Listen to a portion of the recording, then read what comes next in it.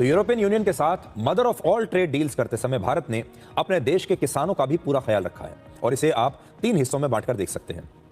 पहला, भारतीय किसानों की सुरक्षा, और इस सुरक्षा के तहत भारतीय पोल्ट्री, डेयरी सेक्टर और अनाज को यूरोप की कंपनियों के लिए नहीं खोला गया है।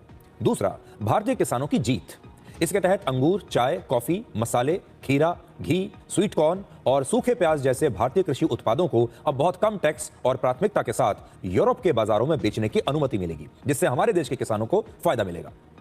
तीसरा, भारतीय किसानों को और फायदा क्या होगा, देखिए, कृषि निर्यात बढ़ने और कृषि उत्पादों के ज्यादा दाम मिलने की वजह से हमारे देश के किसानों की जो आमदनी है वो बढ़ेगी और हमारे देश के किसानों को एक नया बाजार मिल जाएगा। अब वो अपने उत्पाद यूरोप के देशों में भी बेच पाएंगे।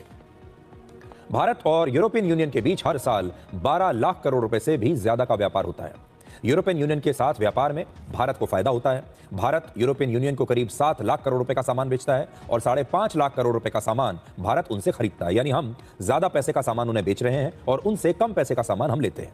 भारत यूरोप को क्या बेचता है?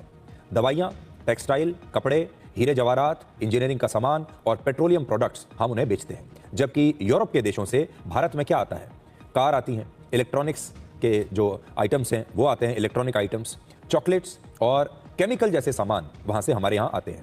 इस एफटीए के लागू होने के बाद जब यह व्यापार बढ़ेगा तो भारत के लिए यूरोपियन यूनियन एक बहुत बड़ा बाजार बन जाएगा, क्योंकि जैसा हमने आपको बताया ये मिलकर 27 देश हैं और ये 27 देश अब भारत के लोगों के लिए, भारत में बने सामान के लिए अपने अपने बाजारों को खोल देंगे।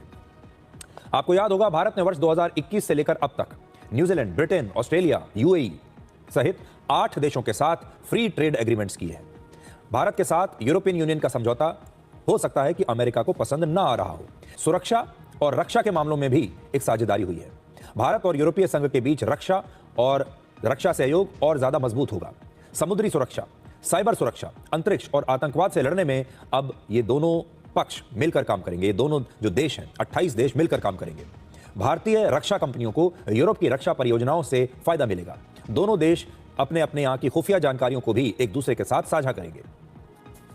तो ये जो mother of trade all trade deals हुई है, इससे भारत को काफी फायदा होगा। जैसा कि हम शुरू से आपको बताते आ रहे हैं कि जैसे जैसे अमेरिका ने अपने बाजारों को ज्यादा टैक्स लगाकर हमारे लिए बंद किया, हमारे वो व्यापारी, बिजनेसमैन, हमारा वो उद्योग जो अमेरिका में अपना सामान बेचता था और अब ज्यादा टैक्स लगने की वजह से उसे अमेरिका से नुकसान हो रहा है, भारत के लिए बहुत आवश्यक था कि भारत अब दुनिया के दूसरे देशों में नए नए बाजार तलाश करे ताकि हमारा ये सामान उन बाजारों में जाकर बिक सके।